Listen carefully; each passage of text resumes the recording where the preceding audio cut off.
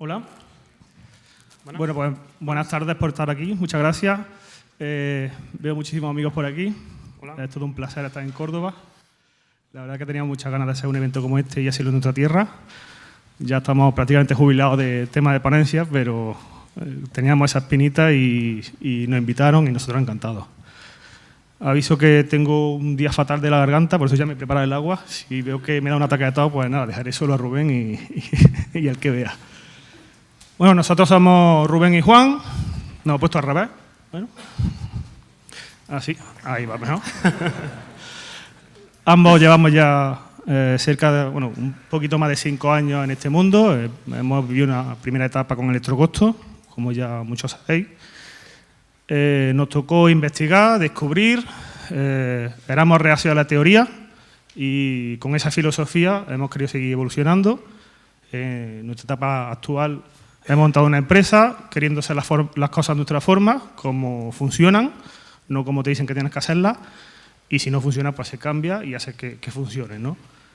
Y eso es un poco lo que queremos transmitir hoy aquí. El tema que nos ha tocado a SEO es una parte muy técnica, una parte que Rubén domina a la perfección. Yo hice mis pinitos y luego aprendí mucho de él.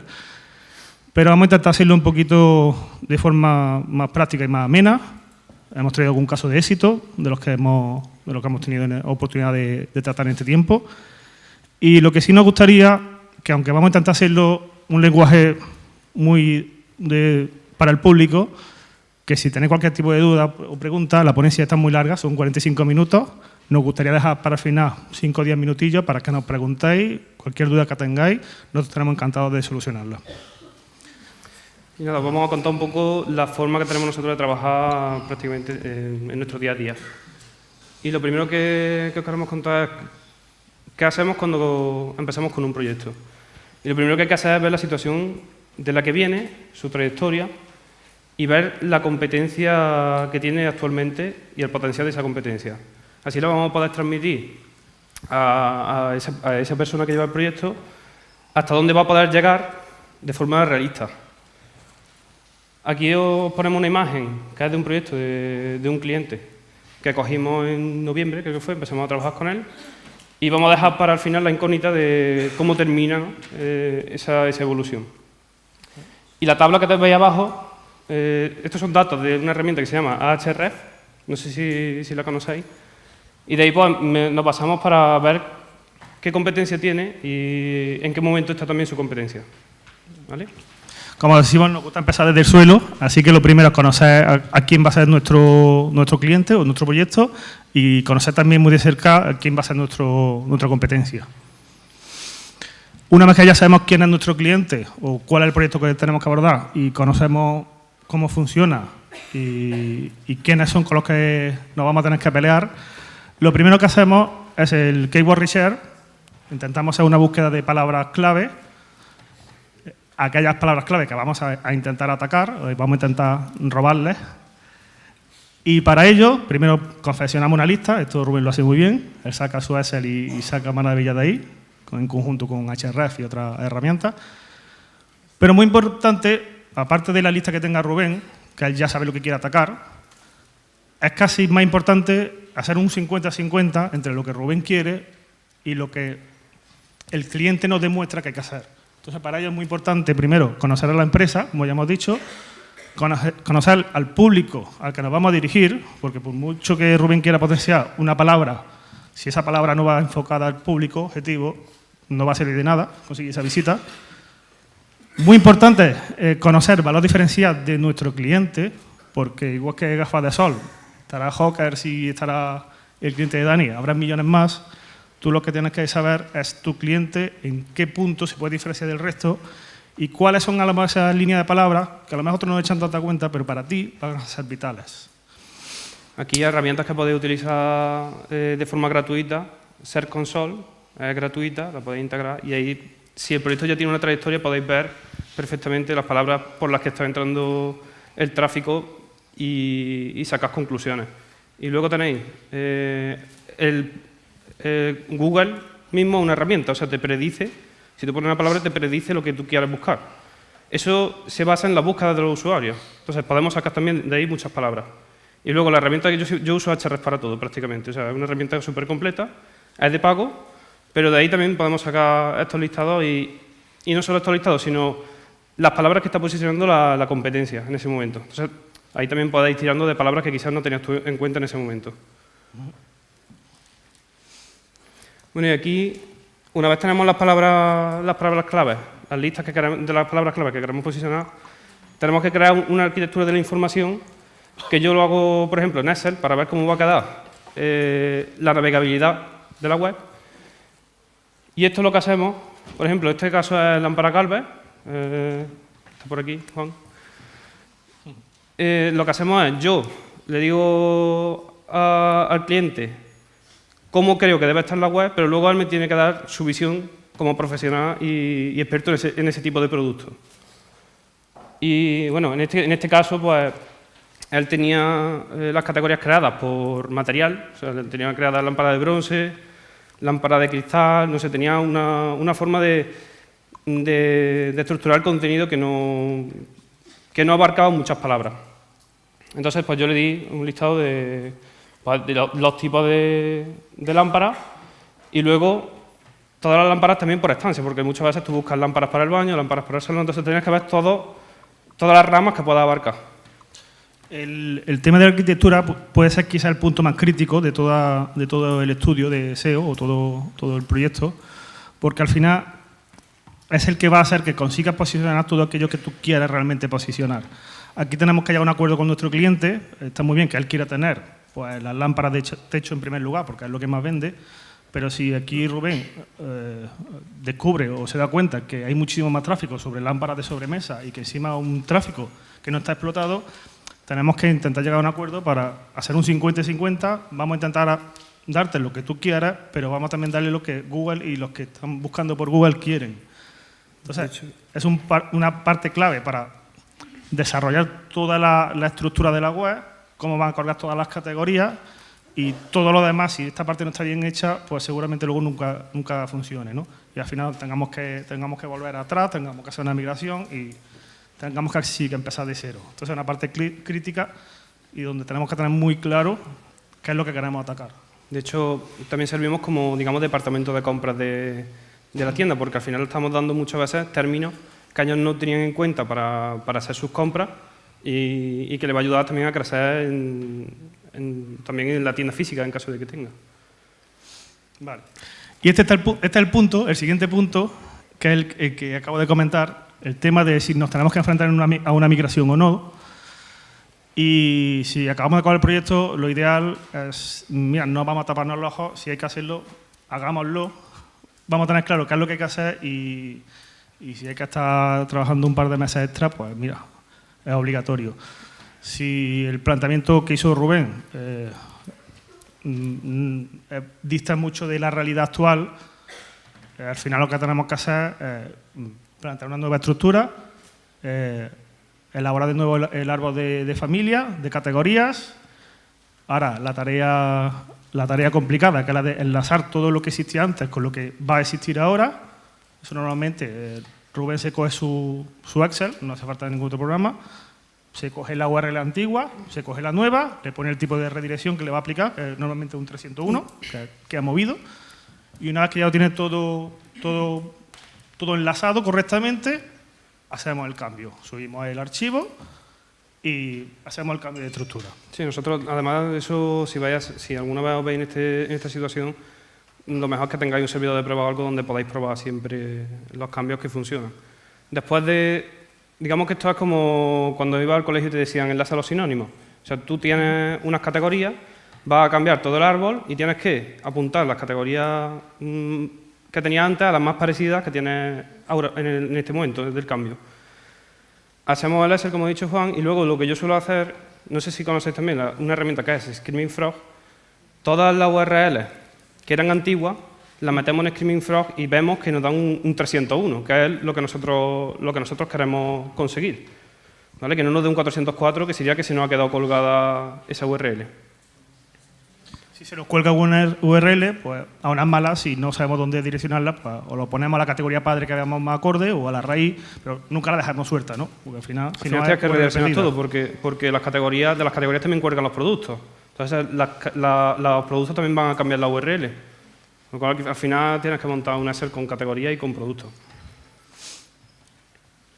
Title Meta Description.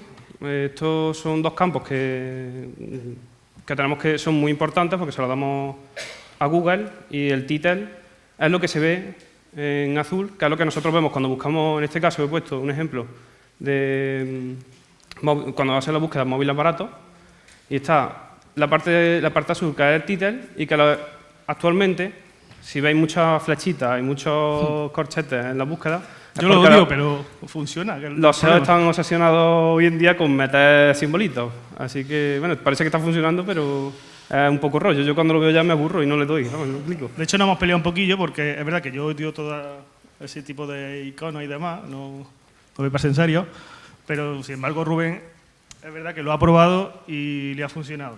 Y bueno, ya está, así que te parece un poco loco. De hecho, yo en el anterior proyecto estuve peleando por esa keyword, por un móvil barato, y fue la única forma de meterme ahí arriba. En la lucha con los grandes. Es verdad que también si tienes un competidor muy grande, tienes que hacer... Aquí el problema es que ya si lo están haciendo ellos, lo suyo es hacer algo diferente, ¿no? Pero bueno, mínimo, si esto sabe que funciona, quizás sea una buena idea hacerlo, ¿no?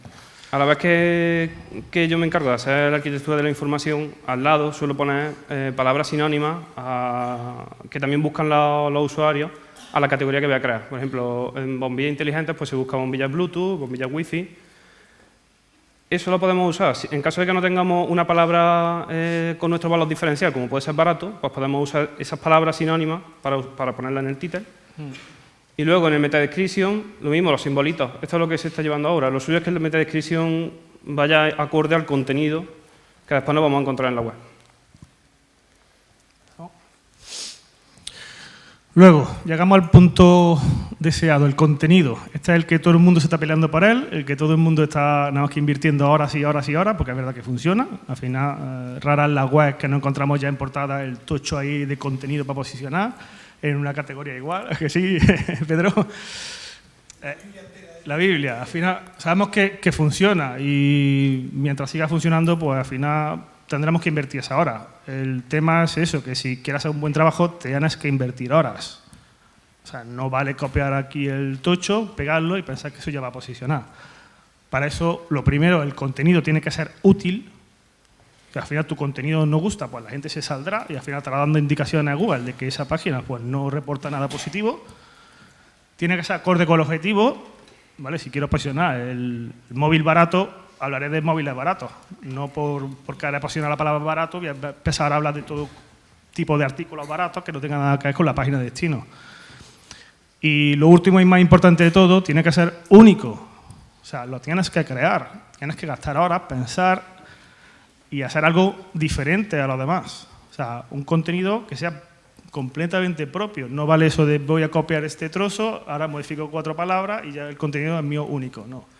Google es bastante más inteligente como para saber el porcentaje de palabras que coinciden, ¿no? Una cosa que funciona muy bien, que ya lo hace todo el mundo, pero que yo me di cuenta que lo hacía Zalando, que es una empresa grande en su momento, o sea, sigue siendo grande, pero en su momento eran los únicos que lo hacían, y era crear contenido en las categorías y lo ponían en una barra lateral. Entonces yo pensé y dije, bueno, pues si ellos lo ponen en la barra lateral, yo lo voy a poner debajo de los productos, con lo cual no molesta al usuario y sí que lo que hace es posicionar palabras que no puedes posicionar ni con el title ni con el nombre de la categoría. O sea, palabras que son sinónimas, palabras que pueden venir muy bien como la palabra comprar, las mejores bombillas inteligentes, todo este tipo de palabras se posicionan pues, en el contenido. Aquí hay muchísimas leyendas en cuanto a contenido. Nosotros lo que siempre nos gusta es probar las cosas y ver si al final realmente tienen lógica o no. O sea, siempre se dice que el contenido tiene que estar lo más arriba posible. Nosotros intentamos ponerlo justo arriba, con la que entraba en la categoría poníamos ya el tocho contenido. Se bajó abajo, vimos que no negativizaban, no penalizaban absolutamente nada. Digo, ostras, pues ¿por qué lo voy a tener arriba molestando a mi usuario cuando abajo hace exactamente la misma función? A lo mejor en otro proyecto es verdad que sí hay un efecto contrario, si lo pones abajo o arriba. Bueno, eso que cada uno lo analice, pero al final tomad vosotros vuestras propias decisiones, no pasáis en lo que os estén diciendo, porque muchas veces ya decimos que no es real. Muy fácil hablar, pero lo suyo es demostrarlo, ¿no? Y ahora vamos a contar cómo estructuramos el contenido. Ahí he puesto, por ejemplo, el ejemplo de bombillas inteligentes. No se ve bien el listado, pero bueno, sacamos el listado de keywords y le damos estructura a ese contenido. La estructura se la damos con encabezados, el H1, el H2, el H3. Es de primero deseo, pero de hace 10 años o más. Pero es que es lo que funciona. Sigue funcionando y tenemos que tener cuidado de no colarnos demasiado también con meter demasiado H1, ¿vale? H1 solo uno. Y normalmente vamos a intentar poner la palabra clave principal o algo muy cercano a ella. Usamos 2, 3, 4 H2, siempre que esté justificado, digamos, o sea, que esto no sea una obligación, sino que si va acompañado de contenido y va acorde a ese contenido que vamos a escribir, vamos a ponerlo, pero no vamos a forzarlo. Y luego lo único que tenemos que dar con esos encabezados es estructura al contenido. O sea, si ponemos un H2, después H3, otro H3. Pero no mezclemos H2 con H3 porque si no... Toda una secuencia que sea lógica. Si tú la estás haciendo con Google, que esto es lo más importante y que luego va esto y que luego dentro de esto hay otros temas importantes, pero luego hay otro importante que viene a la raíz, o sea, vamos a etiquetarlo correctamente porque Google no se haga un lío y sepa perfectamente a qué le está dando tu importancia y a qué le está dando un poquito menos importancia. Y nos basamos, pues eso, la búsqueda de palabras clave que hemos hecho anteriormente, pues vamos a intentar hablar, ponerle los títulos a esas palabras y hablar de ese tipo de productos. Los rich snippers, yo nunca sé pronunciarlos. Texto estructurado. Texto estructurado. Datos estructurados. No sé si los conocéis, son... Vale, sí. Son esta línea que aparece aquí. Uy, qué pulso más lo tengo. Madre mía. Es que a la izquierda voy fatal. La estrellita, las valoraciones, el precio, el stock. Esos son datos, digamos, añadidos que se le mandan a Google. Ya puedes leerlos y a él, si lo interpreta correctamente, pues al final te lo coloca, ¿no? en la búsqueda. Es simplemente información que le damos a los robots para que entiendan mejor el contenido que se van a encontrar.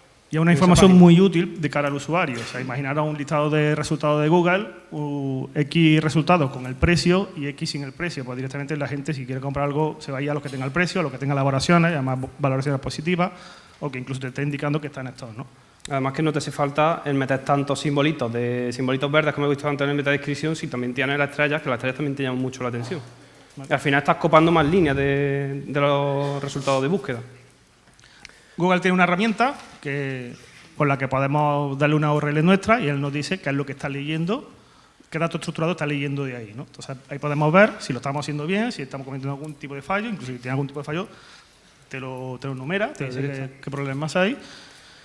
Y aquí hay dos formas de implementarlo. Tenéis por etiqueta, que es un rollo, porque cada vez que tengas que hacer algún cambio tienes que ir etiqueta por etiqueta cambiándola. Y luego tienes la forma con JSON, que tú le pasas toda la información en un JSON y él solo lo detecta. Y ahí lo que le pasa es pues, el precio, las valoraciones, incluso las reviews de los clientes, lo que han escrito de cada review. O sea, toda esa información se la pasa al robot sin que eso lo vea el usuario cuando está navegando. Archivos. Aquí hablamos de los archivos importantes que tenemos que tener en cuenta, ¿vale? Parece que es algo muy sencillo, pero esto ahí... de segundo deseo ya. Ahí... Pero es verdad que lleva ya 15 años, 20 años existiendo o más, yo no sé cuánto... Pero... Sí, lleva muchísimo tiempo. Pero yo he visto proyectos muy grandes, o sea, muy grandes, y que cuando terminan de hacer algún desarrollo, ponen una línea en el robot que es disallow /, la dejan puesta y ya el robot no puede rastrear y se ven unas caídas tremendas. Y si queréis verlo, como el diccionario de la RAI ha pegado una caída gorda por eso hace un par de meses. De hecho, lo detecté yo y contacté con una persona que conozco que trabaja allí para decir eso. Digo, hombre, ¿te ha pasado esto? Arréglalo. Luego tenemos el sitemap. El sitemap es un archivo que se suele poner en XML, que te lo da directamente, si te instalas un plugin o un add-on, te lo crea directamente. Y lo que hacemos es pasarle las URLs más importantes de nuestra web, que normalmente se pasan todas porque las webs son pequeñitas. Le establecemos una prioridad Normalmente es una línea en la que tú le dices la prioridad que tiene esa URL y la última vez que has modificado ese archivo. Digamos que así nos indexa mucho más rápido Google cuando tú se le pasas una URL en el sitemap. Y luego tenemos el htaccess, que es similar al robot porque tú capas que alguien pueda acceder a una URL, pero lo haces directamente desde el servidor y no llega a entrar en la web. ¿Vale? Entonces, con ese archivo también tenemos que tener cuidado. Y ahí en el htaccess es donde subimos también las redirecciones 301, que hemos hecho antes. Lo más importante aquí, que no nos contradigamos en las instrucciones. Que no pongamos una URL que queremos indexar, la pongamos en el sitemap, como diciendo a Google que es una URL importante, y que luego en el robot la está escapando. O sea, no tiene sentido. Eso, y es algo muy habitual. O sea, normalmente en el sitemap le pasas todo, venga, vamos a pasarle todo a Google. Aquí todo vale. Y luego en el robot tiene restricciones. Pues si tiene unas restricciones, eso no se lo pasa a Google. O sea, eso es lo más importante, que no nos contradigamos en las instrucciones, porque de hecho luego aparecerán indexadas páginas que no quieras que se indexen. Luego incluso a nivel de página que le ponga un no index a una página y ahí no haya indicado nada o lo contrario. Al final lo que queremos es coherencia. Si hemos decidido que estas páginas no deben entrar, que no entre, pero lo informamos en todos los archivos por igual. Y aquí una cosa que en esta ponencia no vamos a hablar, pero que es el rastreo de los robots. No vamos a entrar en este tema, pero es verdad que si te contradices, lo que haces es gastar presupuesto de rastreo en nuestra página web. Sí. Y lo que tenemos que es optimizar ese presupuesto para que nos rastreen las páginas más importantes. Al final Google dedica X tiempo, de todo su tiempo, dedica X en tu dominio. Si él tiene establecido que va a dedicar 2 segundos en tu dominio y le ha pasado un listado de 20.000 URLs, posiblemente se quede en las 6.000. Pues pásale las 6.000 más importantes. Además, si tú has detectado eso, que eso también se puede detectar, por dónde pasa Google, y si ves que no se pasa por más de 6.000 referencias, 6.000 URLs, pues pásale las 6.000 más importantes, ¿vale? Para que no se deje las importantes fuera. Ahí donde podéis verlo en el log de servidor, en el log de acceso, lo podéis ver normalmente los accesos que tiene Google. Y se puede sacar por qué URLs pasa más, por qué URLs pasa menos, y normalmente si pasa más por una URL es porque tú le estás dando más importancia a nivel interno a esa página. Link building. Link building, y que a día de hoy hay muchos que son retractores, otros que están a favor. Y aquí, esta parte yo creo que es la clave de posicionar una página en las primeras posiciones, pelear por el top 3. Sí. Además, donde más inventos hemos hecho y más hemos demostrado que funciona. De hecho, tenemos un caso o 2 casos que ahora lo vamos a presentar. Hay 2 tipos de trabajar los enlaces, dos partes, una de forma interna y la otra de forma externa. La forma interna, lo que tenemos que intentar es, con los enlaces que nosotros vamos poniendo en nuestra web, darle más prioridad a las páginas que queramos, lo que hemos dicho antes del presupuesto de rastreo, pero con los enlaces por ejemplo, del contenido, aprovechar a qué categorías queremos darle más importancia y ponerle enlaces a esas categorías. ¿Dónde podemos sacar, por ejemplo, los informes de cómo está enlazado nuestra página web? Google, en Search Console, nos da esos datos. Que si queremos hacerlo de forma nosotros con un simulador de robot, lo podemos hacer con HREF también. Tiene una herramienta que sirve para eso. Y luego, en la parte externa, que ahora va a hablar Juan de la autoridad, también tenemos que controlar quién nos enlaza. Tenemos que saber quién nos enlaza y de hecho tenemos que intentar conseguir que nos enlacen. A día de hoy es súper importante que tu dominio tenga fuerza, si queremos posicionar. Y con HREF también podemos sacar esos informes de quién nos está enlazando. Hay un tema que todavía no está muy claro, yo lo he hablado últimamente mucho con Rubén y lo ha comentado Pedro, que es el tema de si los enlaces negativos perjudican o no. En teoría ya no perjudican, ahora Rubén me está diciendo que es posible que sí vuelvan a perjudicar o no. No hay ciencia cierta, ¿no? Sí es verdad que si tenemos muchos enlaces externos hacia nosotros, que sabemos que son perjudiciales, siempre tenemos la herramienta de Google, Disallow, se lo indica y te cura en salud, ¿no? Le puedes decir, mira, todo esto yo no quiero saber nada de esto, no lo tengas en cuenta y fuera. Aquí Disavow Tools lo tenéis también en Search Console, la herramienta, y podéis meter todas las URLs que veis que os pueden perjudicar. Normalmente Google te dice que solo ponga dominios o URLs que te estén mandando muchas, o sea, que te estén enlazando con muchos enlaces, si no, no la llega a utilizar. Y hablamos de la autoridad. La autoridad me gusta porque la verdad que he dedicado bastante tiempo, los últimos quizás 2 años, le he dedicado a ello, ¿a que sí, Rocío? Y se lo he dedicado porque sencillamente veía que nadie se preocupaba por ella, o que muy poquita gente hablaba de ella. De hecho, intentaba informarme, porque no tenía ni idea de que era esto de la autoridad. Y al final, pues decidí ir por libre, hacer pruebas, a ver si funcionaban. Y por suerte parece que dimos en el clavo. La autoridad al final lo que mide, dicho de una manera muy coloquial, es la reputación de tu web. Si hay grandes webs de dominios muy gordos que están hablando de ti, y hablar de ti en el lenguaje de Google sería haciendo el link hacia ti. Si alguien hace un link hacia ti y encima está diciendo, o le está demostrando a Google que sí, que lo está haciendo y que no hay que penalizarlo, que no es forzado, que es real, Google interpreta esa señal como una recomendación y sabes que tu dominio es un dominio ya de cierto prestigio. Todas esas señales que recibamos de otros dominios ayudarán a crecer nuestra reputación. Esa reputación actualmente no hay una forma certera de medirla. Antes estaba el PageRank de Google, luego pasó a llamarse la autoridad. Yo la he medido por la forma que tiene de medirlo Moz. Rubén lo hace por Href. Al final los valores son similares, por lo menos ver si crece o no crece. Y lo que sí hemos podido demostrar nosotros es que intentando conseguir enlaces forzados no aumenta autoridad y, sin embargo, se hace un trabajo bien hecho de comunicación y empieza a dar contenido, empieza a dar notas de prensa, empieza a dar cosas importantes que la gente puede publicar o puede reconocer. Al final, esos grandes dominios enlazan hacia ti porque se hacen eco de esa noticia, la publican y todo eso repercute positivamente en tu autoridad. Nosotros cogimos, por ejemplo, en el proyecto del electrocosto, cuando teníamos una autoridad bastante baja, una autoridad creo que era de 28 puntos, y en menos de un año llegamos a los 40 puntos. Los 40 puntos ya son un peso, ¿no? Importante. O sea, no todo el mundo lo tiene. Y eso haciendo bien el trabajo, ¿no? Sí, haciendo cosas diferentes. O sea, es que hablen de ti porque eres diferente, te diferencia de tu competencia. Muchos que se empeñan en conseguir enlaces en directorios, en sitios que están creados para eso. Nosotros preferimos hacer bien el trabajo y al final da sus frutos. Hay páginas web que te venden enlaces y que puedes publicar un enlace en algún periódico, en algún blog. Está bien. Pasa que al final es como hay el que contenido. tener cuidado. Claro, al final es como el contenido. O sea, al final tienes que invertir horas. Y hasta aquí no hay secreto. Si quieres hacer un buen trabajo, invierte horas. No copies, no hagas el camino fácil, sino hazlo bien. Y al final los frutos se recogen. Aquí hablamos de la versión móvil, que la mayoría de webs pues, no están optimizadas para versión móvil.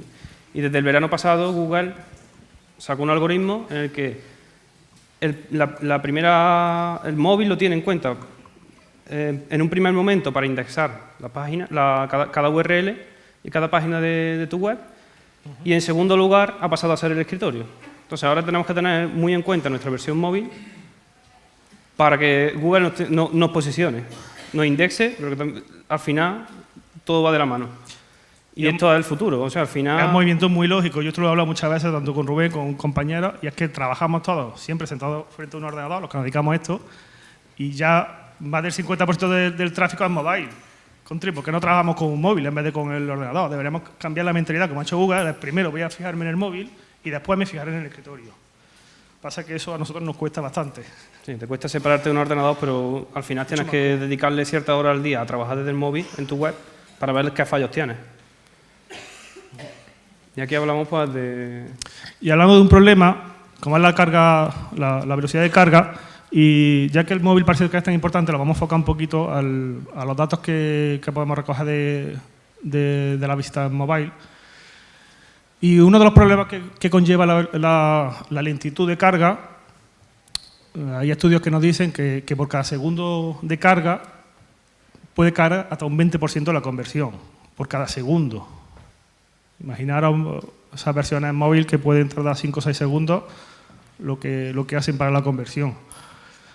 Otro dato que puede ser de interés es que ya, y creo que esto incluso puede haber aumentado ya la cifra de que cogimos esta diapositiva hasta ahora, más del 40% de las compras se realizan en el móvil. Sí. Estos datos son de 2008 de Google. Son datos de Google, que no son datos... Y si mobile tiene aproximadamente un tercio de la conversión de escritorio, imaginaros la cantidad de visitas que recibimos diariamente de mobile y al final solo el 40% son ventas. O sea que se podría aprovechar muchísimo más esa cifra, seguro. Luego hay otro dato que dice que de 1 a 3 segundos, o sea, si la carga va de 1 a 3 segundos, la probabilidad de que el usuario abandone es del 32%. Si aumenta a 5 segundos, la probabilidad aumenta al 90%.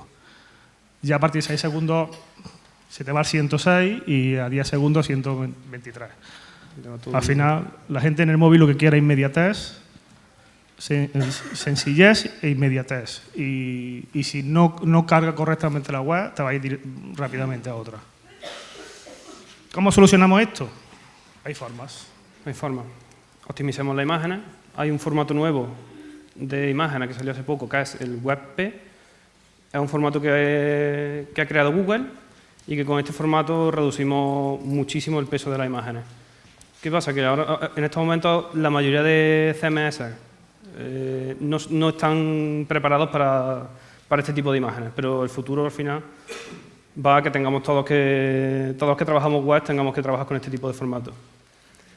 Hosting, vamos a usar un hosting bueno. Nosotros, lo que mejor nos ha ido a Amazon. Amazon Web Service, pues, es el mejor, ya está. Es así. Tiene sistema de caché también, por ejemplo, Amazon tiene sistema de caché en el servidor, que también nos va a ayudar a que la carga sea más rápida. La caché también está la parte de recursos, vamos a optimizar la caché de recursos. Y luego pues vamos a disminuir en todo lo que podamos, en lo que esté en nuestra mano, las peticiones de CSS y JavaScript. Viene la parte un poquito más divertida. Venga, casos prácticos. Aunque va a ser la más breve. Hemos traído 2 ejemplos. Uno de ellos es un proyecto, todas las plantas. Este es un proyecto, un nicho muy selecto, producto solo de planta artificial. De hecho, estaba enfocado en una primera instancia quizás en ventas mayoristas, ¿no? Es raro que alguien te compre una orquídea, ¿no? Artificial. De hecho, artificial. Este cliente él estaba enfocado 100% al mayorista y no entendía la forma en la que los usuarios buscaban por Internet. Entonces, pues nosotros le echamos una mano en ese sentido, ¿no? Le dijimos cómo buscan los usuarios para que luego pueda categorizar toda la web de forma que ataquemos cada palabra en cada categoría. Por ejemplo, él no tenía creada la categoría de rosas artificiales y realmente esa palabra se buscaba bastante. Nos hemos ido ayudando un poco a desarrollar esa parte. Hemos aplicado todo lo que hemos hablado anteriormente. Este es el proyecto que estaba con el interrogante y creando las categorías, simplemente las categorías sin contenido todavía y con un montón de cosas por hacer, simplemente cambiando esa arquitectura de la información hemos conseguido que ya esté a la altura prácticamente de toda su competencia, de la competencia más grande que tenía en España. Actualmente está posicionando casi 3.000 términos en top 100 y creo que son 150 en top 3. Con lo cual ya está recibiendo casi el triple de visitas que recibía en su momento. No hemos tocado contenido ninguno, o sea, el contenido es el mismo, o sea que ahí no ha habido magia de contenido. Se ha tocado la estructura con los encabezados y la jerarquía, o sea, la arquitectura de la información, simplemente. Y de la parte mía, que yo soy la parte más de marketing, él tenía una conversión del 1% rozando 1,0, 1,01, o sea, muy rozando el 1. Actualmente la tiene en 1,9 e incluso 2 puntos. O sea, se ha duplicado la conversión, nada más que por el hecho de estar todo bien organizado. O sea, le hemos demostrado que Google te lo premia, pero es que tu cliente también te lo está premiando. Entonces, cuando montas las campañas de AdWords también influye mucho la calidad del anuncio que creas. Entonces, si creas un anuncio específico de rosas artificiales y justo cae en una página de rosas artificiales, al final... De hecho, yo soy anti-campaña automática en AdWords, sin embargo, pues al final me remito a los datos. Las campañas dinámicas nunca me han gustado, sin embargo, cuando una web tiene una arquitectura correcta, pone una campaña dinámica que tarda 2 minutos en dejarla configurada y va como un tiro. Y además que funciona casi mejor que cualquier otra. O sea que al final ese trabajo, ese esfuerzo se ve Se ve repercutido en todo. En todos los canales en los que estemos. Este es el otro ejemplo, que es el caso de Lámpara Galvez.